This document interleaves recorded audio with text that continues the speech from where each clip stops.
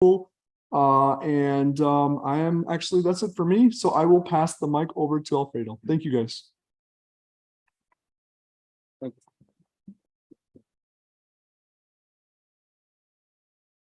Thank you, everybody. I'm actually going to introduce Alfredo Romo, who is one of our partners and our co-chairs for the Cumulative Impact Assessment, and also our co-chairs for the Communications and Engagement Working Group.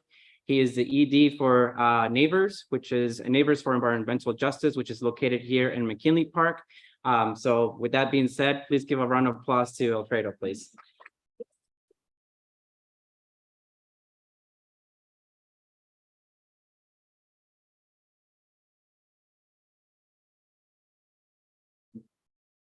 Buenas tardes a todos. My name is Alfredo Romo. I am the Executive Director of Neighbors for Environmental Justice. We are here today to share the work that many of the EJ partners, organizations, and city departments have designed in the last several months since the start of Chicago's first citywide cumulative impact assessment. Many of you know firsthand that people are exposed to pollution through air, water, and land in Chicago. And these exposures add up over time, together with health conditions and social factors that can affect individuals and communities in negative ways. Certain communities experience unequal exposure to multiple environmental, health, and social stressors, and all of this is referred to as cumulative impacts. Our mission is to educate, advocate, and organize with our community to accomplish environmental justice on the southwest side of Chicago.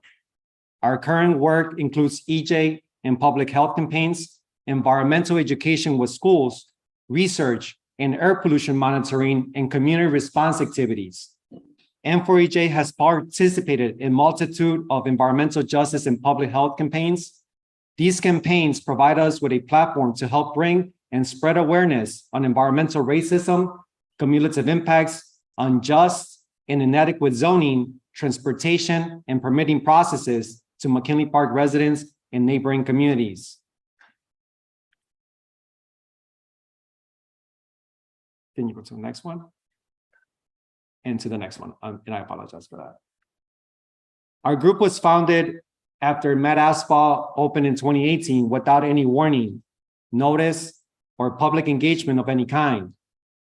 Nothing from the city, nothing from the state, nothing from our aldermen. We learned from public records requests that the Illinois EPA had completely failed to do an environmental justice review of this project. Next slide, please. This is an aerial photo of Met Asphalt showing just how close this facility is to our beautiful McKinley Park, to the National Latino Education Institute, to people's homes and residences, and to Horizon Science Academy, where we are right here, right now. These are just the closest schools. There are 7 schools and 5 daycares around McKinley Park that all make use of this public green space. They use it for education, recess, student activities, and summer programs, in addition to those provided by the Park District. When Matt's lawyers wrote to the Department of Planning and Development, they stated incorrectly that it will be more than a mile from any residential district. As you can see, it's just over 1,000 feet. Next slide, please. What does this actually feel like for people who live here? This first description is from a city inspector in 2020. Quote, "These odors are very uncomfortable to inhale and instantly made me nauseous. A citizen that was walking in the park expressed how horrible the odors were that day and how difficult it was for him to breathe." And what's in these emissions? There are a lot of different chemicals and compounds, but the ones that are explicitly allowed to put out include carbon monoxide, carbon dioxide, methane, nitrous oxide, particulate matter, sulfur dioxide, and volatile organic materials. Simply put, these things are bad for you. Some are worse than others. These are different kinds of risks tied to each other, but they are all harmful to your health, especially when you get regular long-term exposure. Next slide, please. Since it opened, Met Asphalt has had the most air pollution complaints to 311 of any address in the city. And please keep in mind that this is an immigrant community with language isolation. That list of pollutants was just what comes out of the stacks. Some of these, like particulate matter, are also emitted by trucks. And in fact, large majority of MAT's pollution comes from what are called fugitive emissions. That means emissions coming directly from their facility, but from the trucks moving the asphalt to different job sites.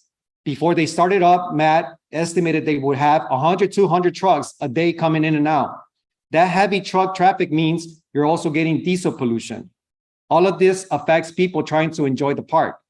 Not just McKinley Park residents, but folks all over the Southwest side who come to use the green space, the tennis courts, the lagoon, the pools, the basketball courts, the soccer fields, the community garden, the playgrounds, the baseball fields, the field house, and not to mention all the children being dropped off to the many local schools within our community. Next slide, please. So we talked about how Met Asphalt opened up here without notice and how they're harming the community with their air pollution and their truck traffic. But it's important to understand that MAT is not a one-off. It's part of a pattern of discrimination by the city of Chicago. Heavy industry is concentrated in low-income communities of color, even as it is actively moved out of a more affluent, wider areas. Next slide, please. You don't have to take my word for it. This was the finding of the Federal Department of Housing and Urban Development. Those findings led directly to an agreement the city signed in May, requiring them to finish the cumulative impacts assessment that was already underway. Next slide, please. Part of the pattern is the use of zoning and planning processes to locate heavy industry in neighborhoods like McKinley Park. That includes asphalt and concrete manufacturing, chemical companies, waste processing facilities, intermodal train yards, warehouses, trucking distribution and logistics centers known as TDLs. It is important to understand that air pollution permits issued by the city and the state currently do not place limits or controls on the volume of truck traffic as a source of air pollution. Next slide, please. Another part of the pattern is not enforcing the existing environmental laws on large industrial facilities. Earlier, I shared a description from a city inspector of what it was like when Met Asphalt was polluting. After they wrote that, they issued several tickets to MAT for air pollution, but the Department of Public Health later declined to prosecute those tickets. They decided it was unnecessary because MAT already had several other unresolved violations. M4EJ published a report analyzing 2 decades of city enforcement data, which you can find on our website at m4ej.org. We also have some copies at our table, so feel free to grab one. Next slide, please. Pollution adds up. It adds up when you have a lot of sources in one place, and it adds up over time. In other words, the impacts accumulates. That's why these harms are called cumulative impacts. This map shows the industrial corridors concentrated in industry on the southwest side. You can see it includes the kinds of things just mentioned: asphalt, concrete, warehouses, train yards, as well as the I-55 expressway and many arterial roads with heavy truck traffic encapsulating our communities with diesel pollution. Next slide, please. We are here today to change the pattern. Environmental groups have been working with the city on this cumulative impacts assessment because in order to change things, we have to know which communities have been harmed by pollution, what harms they have suffered, what systems, departments, policies, and processes are responsible, how those systems can change to prevent more harm, how to support communities that have been harmed already. This is why we are here today. Next slide, please. So what's next? The cumulative impacts assessment, which is about understanding who has been harmed, where, and how, and is almost done. The report of assessments findings will be done on September 1st. That's also when we'll see the city's environmental justice action plan. That's a plan of how each department can change to support environmental justice and address the harm that has already been done. Later in September, there will be joint city council committee hearings with the Committee on Health and Human Relations and Committee on Environmental Protection and Energy. The goal of those hearings is to have a public conversation with city departments. How does their plan address the findings of the cumulative impacts assessment? How does their plan include the input of the communities gathered in sessions such as this one? How would they make sure new rules are enforced and new processes are followed? After that, a cumulative impact ordinance will be introduced with the goal of changing these harmful patterns permanently. Before I pass the mic back to Eduardo, I'd like to say thank you to everyone for your time and participation during this community engagement session. Please be loud and clear and transparent to the city when raising your environmental concerns. Our friends, our neighbors, your loved ones, and our community's environmental health depends on it. I also would like to give a huge shout out to Horizon staff for their hospitality. Thank you and greatly appreciate it. Special thanks to my entire team for the long hours and for your meaningful environmental work. It means a lot for the environmental justice movement. Lastly, thank you to all co-chairs, city departments, and allies for your continued support and solidarity in helping us address the health and cumulative impacts of these vulnerable communities. Muchísimas gracias.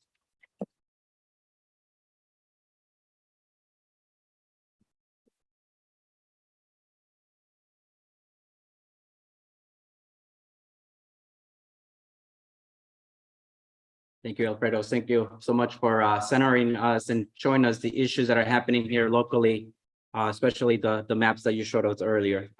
Thank you very much.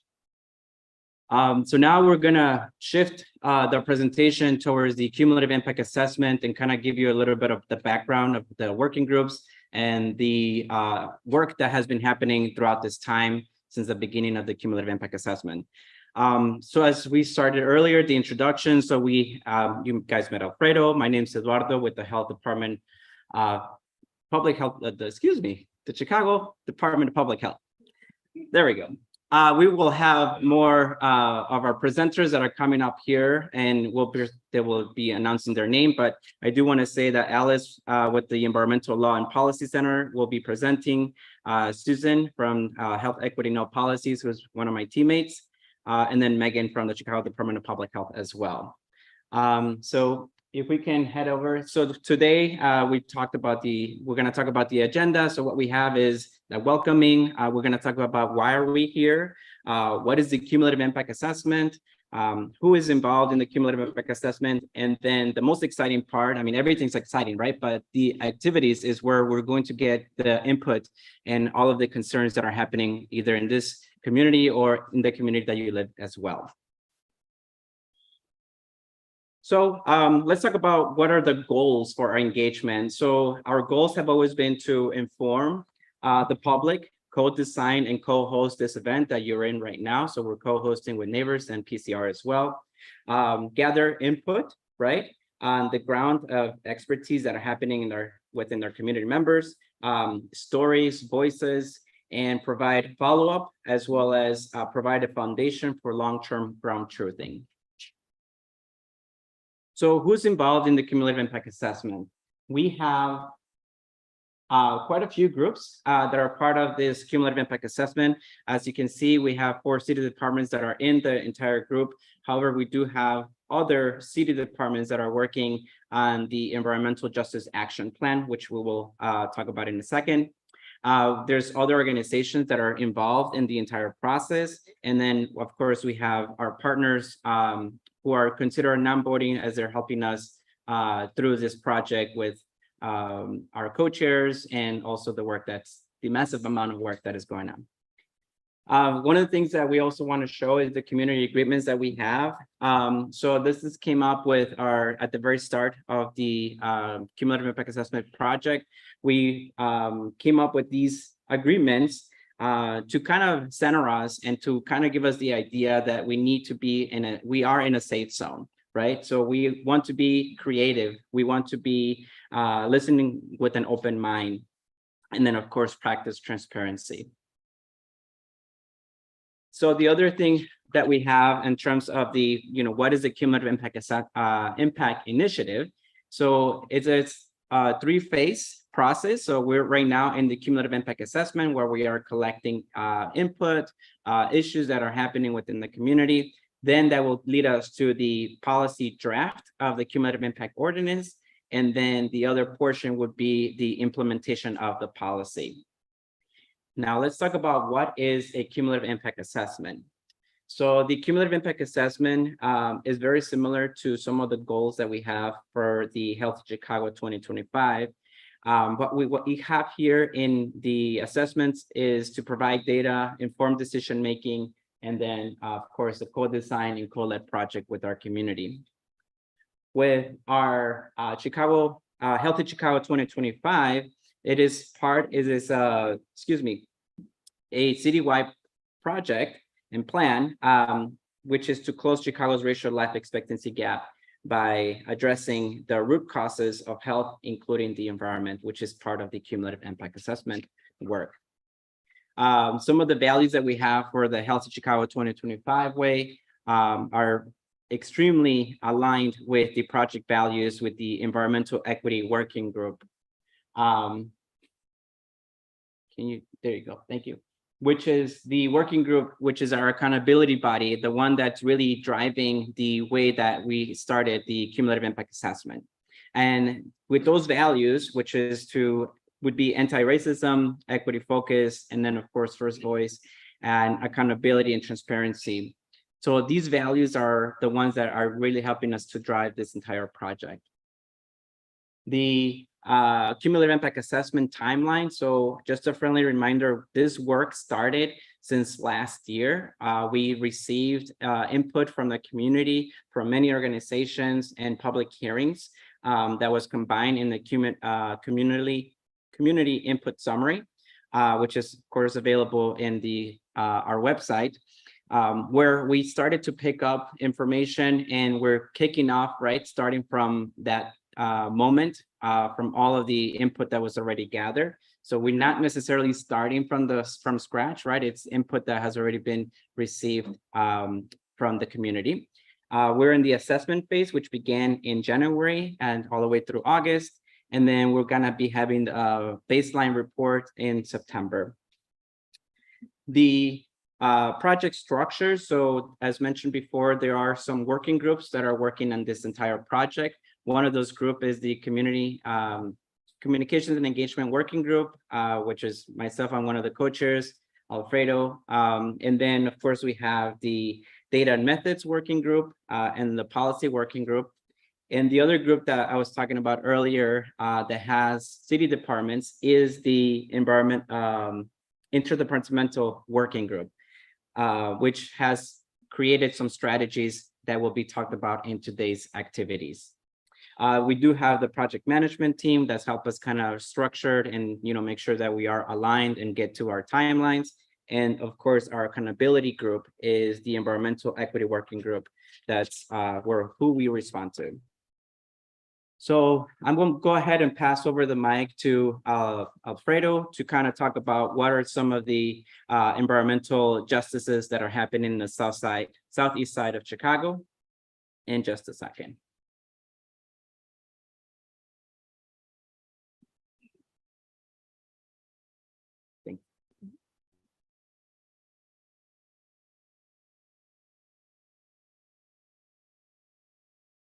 These slides.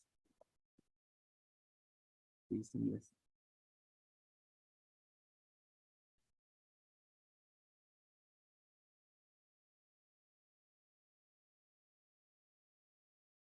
So just going back to some of the work that we have been doing here, as far as M4EJ, what really brought us into this work was Matt Asper. Right? This is why we mobilized. This is why we came together as a community.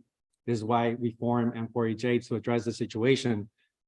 During that time, the first 2 years, we were learning more about the permitting processes at the state level. This is where we are also holding the IEPA responsible in allowing MedAsphalt to come in into close proximity to our built environment. At the same time, the work itself started to force us to dive in a little deeper into the local issues, right? When it comes to planning, zoning, zoning, buildings, and enforcement. At this point in time, we started to make connections to these other public campaigns. One of them was the Hilco situation in Little Village. and the other one was the general iron fight in the southeast side. We're talking about communities that are already overburdened with pollution. And what we're telling the city is to be more considerate, to have stronger limitations and considerations in protecting these communities. The general iron fight was the perfect storm when it comes to what environmental racism looks like. And that's one thing that we started to do as an organization to make sure that we're creating a platform that speaks to one another in a way to show support and solidarity in addressing these issues, not only here in McKinley Park, but across these very marginalized areas. Once again, these areas have been disinvested for many years. Many of these areas have taken the brunt of environmental racism from decades upon decades. And I think at this point in time, many of us can also realize that climate crisis is here. But in order for us to address the climate crisis, we also need to address the environmental justice issues within these frontline communities. And that's one way that we can actually be serious about the matter and really understand what needs to be done in order for us to protect these communities from any more heavy industry coming in that have a total disregard of the communities that are hosting them.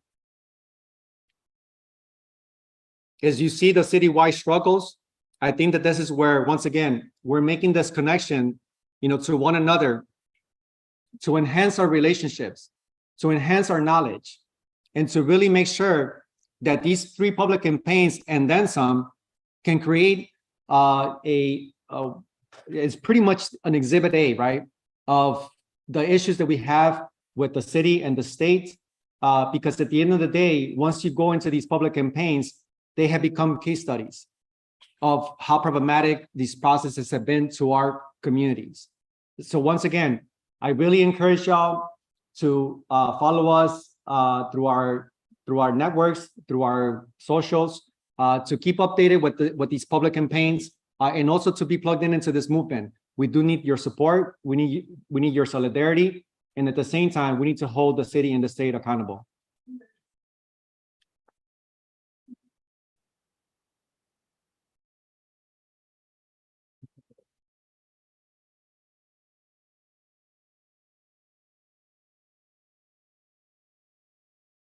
All right, I wasn't watching well when others were putting this on. I feel kind of like a pop star with this on my head. So thank you so much, everyone, for joining us tonight for this important meeting about our cumulative impact assessment. My name is Megan Cunningham. I'm the Managing Deputy Commissioner for the Chicago Department of Public Health, and I've been asked to speak for just a couple of minutes about our interdepartmental environmental justice group. So as you've heard Alfredo speak about tonight, the issue of environmental justice, of environmental racism, is not an issue that any one single department, or really ultimately any one city, can solve. It is an issue that transcends the common silos and boundaries between departments, right? Because it's an issue about truck traffic and transportation. It's an issue about how we demolish our buildings. It's an issue about how we build our roads and how we plan our industrial development zones in the city of Chicago. It's an issue about how we enforce our rules and our regulations on industries with the potential to pollute.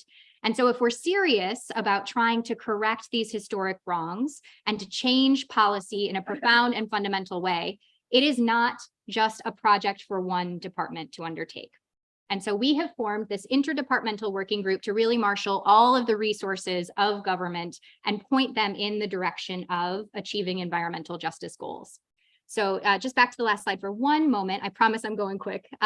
We have 10 departments who have joined us in this work, and they are going through a process and a series of meetings to learn more about what are cumulative impacts, what is environmental justice, and how can they look at their policies and the resources that they control through the lens of promoting better community health outcomes, reducing community burdens, and how can we collectively as city entities coordinate better with our community partners and stakeholders to advance these long-term actions.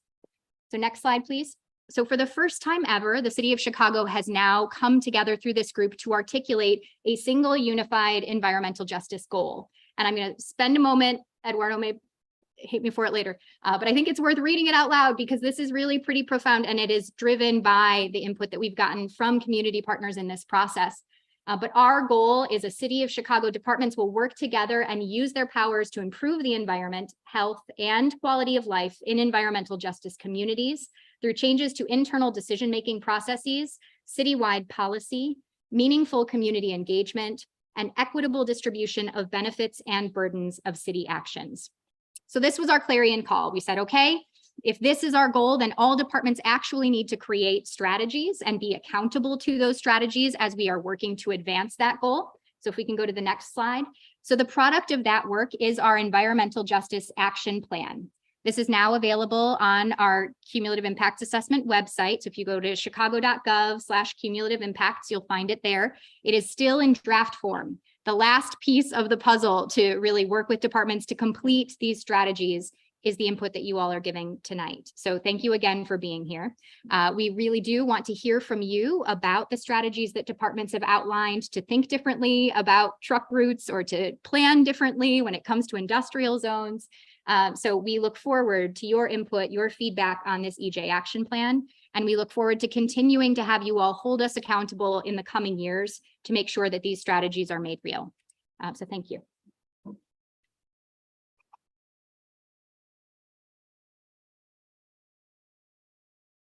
I think I did this one. You can figure out better. All right. Okay. Testing. Can people hear me? Okay, great. Thank you. Hi, my name is Susan Martinez. I'm a coordinating planner on the Health Equity and All Policies team at the Chicago Department of Public Health. And might I just say it's great to be with you all here, and especially thankful for our sign language interpreter next to me. So I want to share a little bit more information about the Data and Methods Working Group, which CDPH is a co-chair of, alongside with the Little Village Environmental Justice Organization and the Greater Chicago Legal Clinic. So next slide. So this is just a little bit more about the Data Methods Working Group goal. As we understand, part of the way that we get a picture of cumulative impacts in Chicago is through different data sources. I am realizing I might have this on wrong. So thank you. So part of the goal of the Data Methods Working Group is to provide data on where pollution is coming from, how burdens may vary in communities across Chicago, and show community level vulnerability to pollution. And all of this is in order to help inform decision-making across different departments. So not just across CDPH, but also other departments who do have some sort of relationship with environmental issues. So what that actually looks like is identifying key indicators, data sources, and methods. So really, talking through, what are we seeing with fright? What are we seeing with different health indicators, the quality of life, or also, what is in your environment? Do you see pollution, and understanding what pollution looks like? So that's one part. The other part is developing a Chicago Environmental Justice Index and neighborhood map. So what we're hearing from folks is getting fuller pictures, because these indicators don't exist by themselves. Just as in your day-to-day lives, they don't exist in silos. There's more to person's life and quality of health. And then finally, being able to provide that environmental, health, and social data in a public-facing tool. So next slide.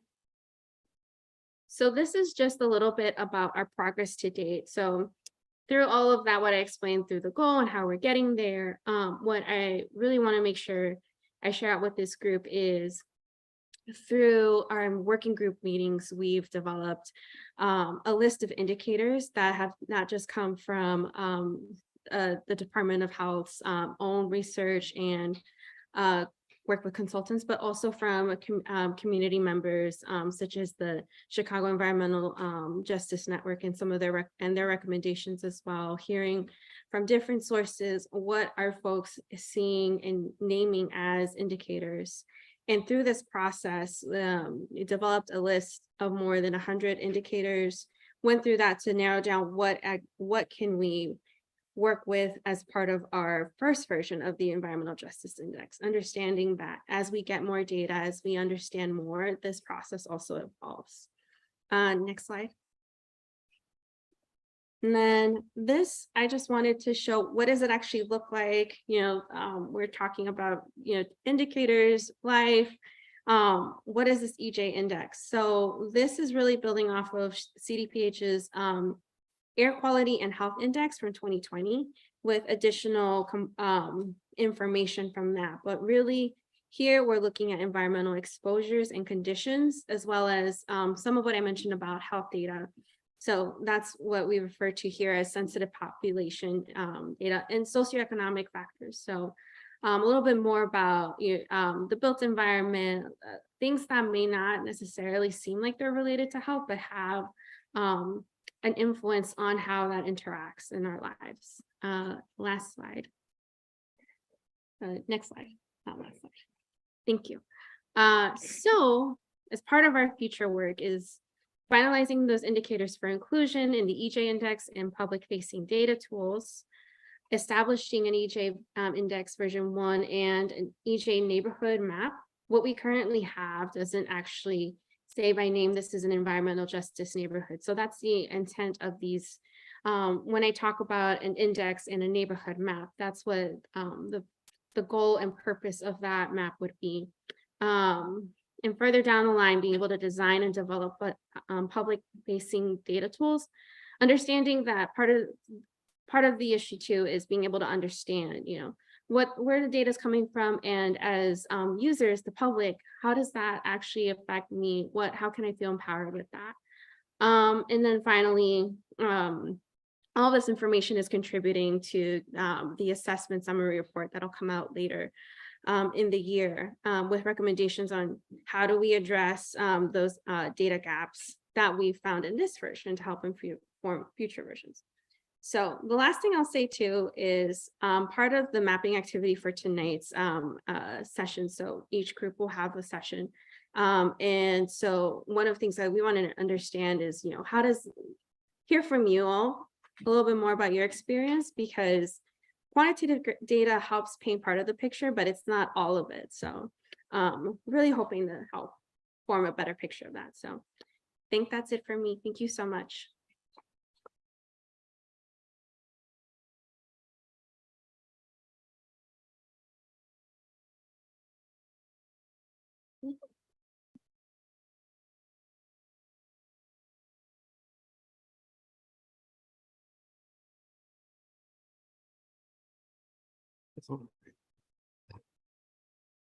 Oh man. Hello everyone. My name is Ellis Walton. 1 second, sorry. Okay. Something like this. All right. Hey everyone, Ellis Walton. I am an associate attorney for the Environmental Law and Policy Center, and I also serve as a co-chair for the Policy Working Group. Next slide, please. So the Policy Working Group, we are a subgroup of the broader Cumulative Impacts Initiative, and we are tasked with providing 2 deliverables at the end of this initiative. That is the policy landscape scan, as well as the draft ordinance. And to accomplish these goals, we decided as a policy group to create this goal that you see right here to sort of frame our approach and help us as we go along in this initiative. And that goal is for our ambition is to reform community land use, the city zoning code, the environmental decision-making process, public enforcement, transportation inequities, to remedy uneven development and health disparities that are concentrated in communities of color in the city. And we want to center community voice and well-being in this approach. And we hope that that is reflected in the policies that we present to you all next month. Next slide, please. So the Policy Working Group, we've been meeting for about the last 7 to 8 months, and it's a group of community leaders, environmental advocates, and city policy staffers, and we put together these ideas throughout our different meetings on what issues we think the communities here are facing, what policies we like to propose to remedy them.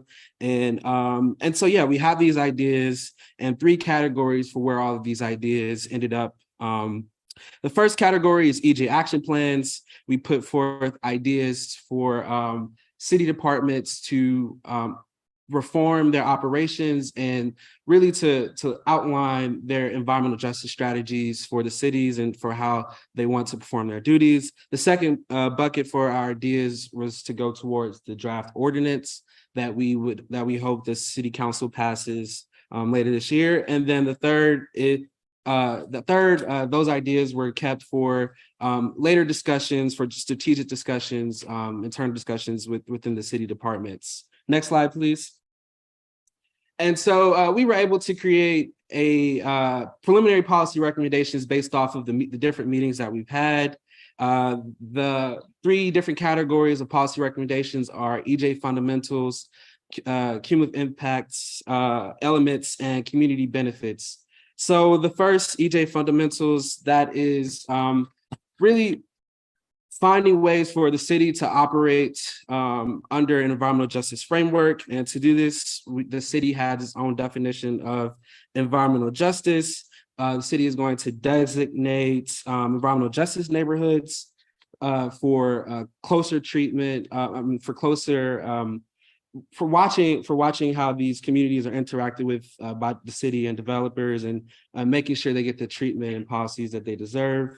We also are hoping to maybe form an advisory body, an environmental justice advisory body, to guide the city and its departments on environmental justice measures, as well as to bridge the gap between the community and the city. We have the cumulative impact elements, which would actually contain cumulative impacts language. And for all of you that may or may not know, but that's just saying that permits for industrial facilities, new permits and renewals, the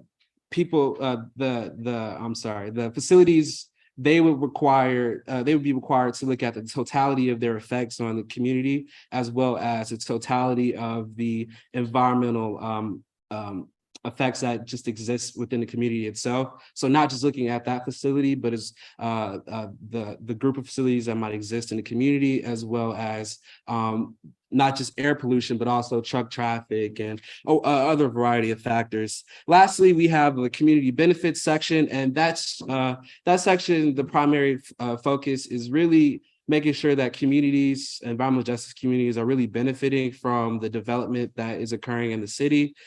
We are hoping to establish funds for neighborhoods that live near repeat violators of environmental permits, and to use fines from those violations to go back into the community and support projects and development. We're also looking at ways to expand community ownership or individual ownership of their own communities, as well as looking for ways to just develop just better infrastructure in environmental justice communities. Next slide, please. So this is just a timeline. As I said, we've been working since January/February as a policy working group to come up with these ideas and preliminary recommendations for you all. And in these breakout sessions that we have after this presentation, hopefully you all will give us your feedback on our policy recommendations, how you all feel about it, what's missing, what should be added, and so forth. Next slide, please. So now we are currently in the phase of drafting the ordinance, as well as a report on our policy recommendations and the process that we took to conduct them, as well as, we hope to have the report as well as the ordinance finalized by next month. And then we will work with the city council to report our findings to them and hopefully work with them to get this law passed. So that is all for me, and I will now pass it to Eduardo. Thank you.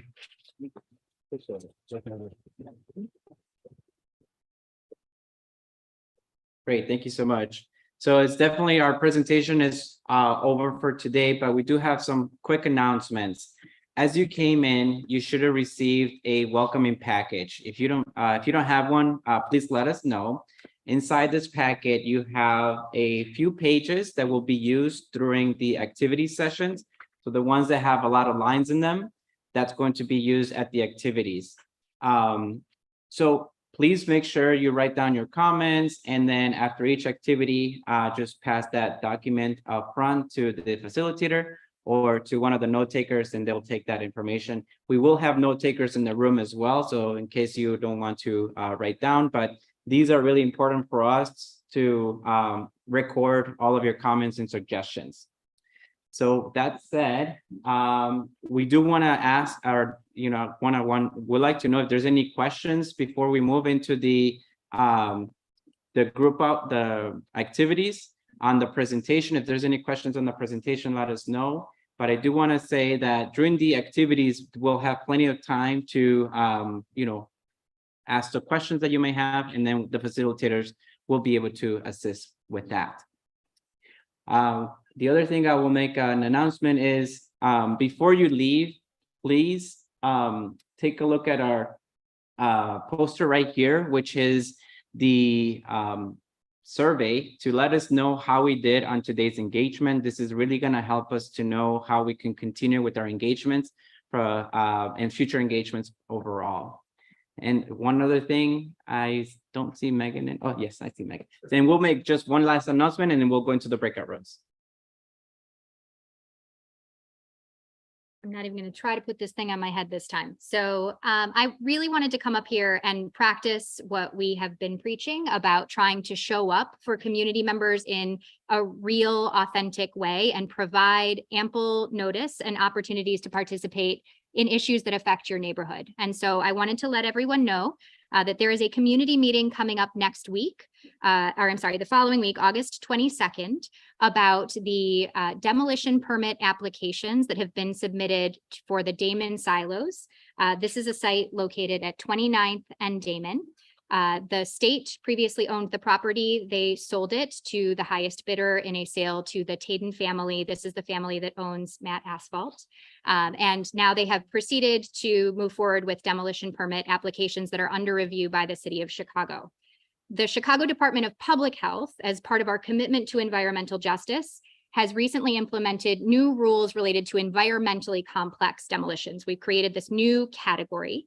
And under those new rules, we give these kinds of demolition permits a much higher degree of scrutiny. And we make sure that we have consulted with the Illinois EPA and other experts to have the environmental protection and health protection components at the forefront of any demolition. And we make sure that we have gone through all of this with community involved prior to allowing the Department of Buildings to move forward with approving demolition permits. So that's the spirit of this meeting that is happening on August 22nd. It's at 6 p.m. It's being held at Arturo Velasquez Institute at 2800 Southwestern. Before you leave today, if you're interested, we have flyers up at the front table. You can grab one of those. And if you are interested in talking more about the Damon silos, learning more about the content of those demolition permit applications, we invite you to join us at that time. So thank you, Eduardo, for the couple of extra moments to speak to that. Thank you, Megan. All right, so the other thing is, as you came in, you received a small little paper that has a number in it. It has group number 1, group number 2, and group 3. So for group number 1, Alfredo, who's got the green shirt, he's gonna take you to, if you have that group number, he's gonna take you to room 172. So Alfredo, if you could raise your hand, and everybody